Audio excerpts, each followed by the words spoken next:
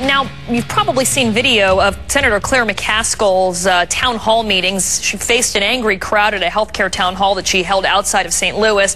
Well, something happened in the crowd there that has a lot of people talking as well. A woman well known in local politics was able to get a poster inside of the meeting. They had said that signs and posters were going to be banned, not by Senator McCaskill, but by the facility itself. So here's the video of what happened next. It's making the rounds on YouTube.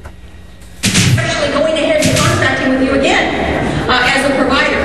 So I'm doing a hearing in September. I hope you guys watch it and pay attention to it on the databases. The government has 1 million databases. They don't talk to each other. And what we do a pretty good job, I think, of protecting people's privacy, but we don't do a very good job of communicating with each other. So we catch a crook over here.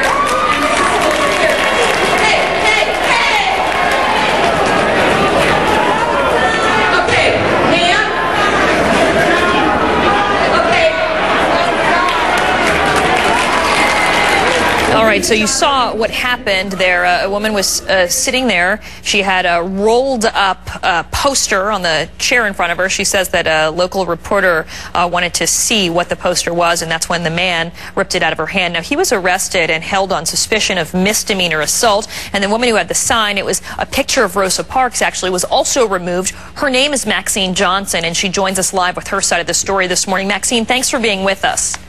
Thank you. All right, so we saw what happened. Give us some context. So what was going on at that meeting, and what happened when things took a turn there? We walked in the door. I was on the highway for about an hour. First time in Hillsborough, Missouri. We walked in the side door. We didn't see any signs posted. And the security guard said, go have your purse checked. And we had the posters open in front of our bodies. And then we passed 2 other security officers. They checked our purses, and they saw the posters open wide on our bodies, and they told us going into the gymnasium. We walked down the middle aisle to sit down on the floor, and then all of a sudden the crowd started yelling and say, hey, put up your signs, put up your posters, put up your signs.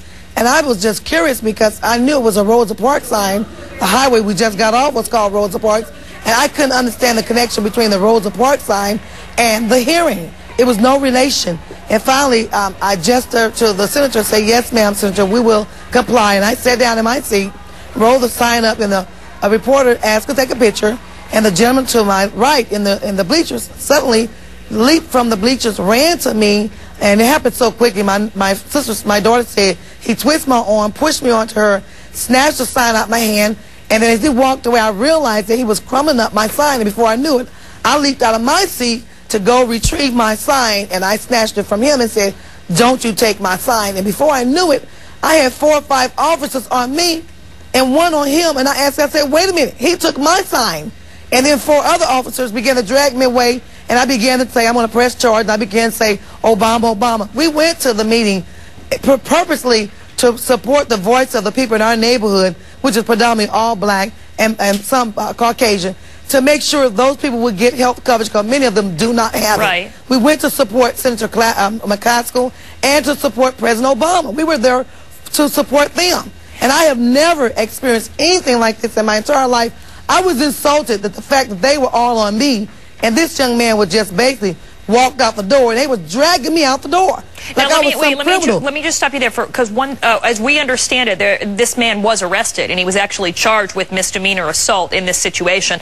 We spent all morning trying to contact him, and we have not been able to. But you said that you thought there was a racial element to this. Explain that.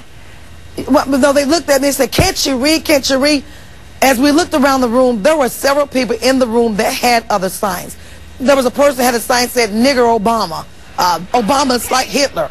And you know, my point is, if there were signs that were not allowed, why did the officers allow us in the room? And then we complied. And there were other people with signs. They were not black. There was about 3,000 people, 30 African Americans. And then I asked another, I said, what was the problem? It was Rosa PArks, a historical figure. Why was it such a threat? And the woman said, ma'am, it wasn't Rosa PArks. You were the threat. You was a black woman. And then as the police officer took our report, they said, ma'am, we cannot guarantee your protection. You must leave this town. We cannot protect you. You don't know these people. They're nasty. It was clearly racial. Well, let me let you listen to something a little bit later after that happened last night. Senator McCaskill was on with Anderson Cooper, and he asked her that same question as well. Did she think there was a racial element to what went down at her town hall? So let's listen to what she said. I'm not sure that it would be accurate to make that about race. The disagreement yesterday was more because somebody broke the rules and brought in a sign when nobody else was allowed to bring in a sign. So what is your reaction to what the senator said? When I heard that, I could not believe it, because if you go to youtube.com and you go to the reference of this town hall meeting, in the very back there was a gentleman with a yellow sign that says, "Don't tread on me." He said, "I have my right to exercise the First Amendment." The policeman approached him, then they walked away. And you know, it was clearly black, because if I was white with a sign, and it was either black against Obama because he's a black president, or black because of who I am. You know, we were clearly the minority. If I was a white person, this would not have happened. In respect to Senator Claire McCaskill, she's not black. She doesn't know the struggle that black people go. When I go in my neighborhood with a sign, they don't attack me.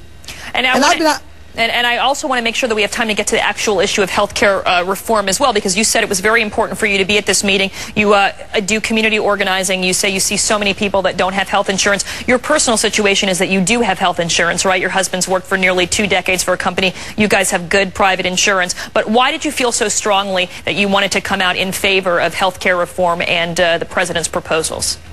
You know, as fighting for eminent domain, as getting involved with the neighborhood, I knock on doors, and I figure that if I'm going to represent Concerned Citizen Restoration Neighborhood Community Group, then any situation that takes place in that community, I am to be their voice. I asked my board member to go with me, and she said, "Why are we going to this meeting?" I said, "Because we're here for the people. There are people here who do not have insurance. We need to go let them know we're supporting this reform.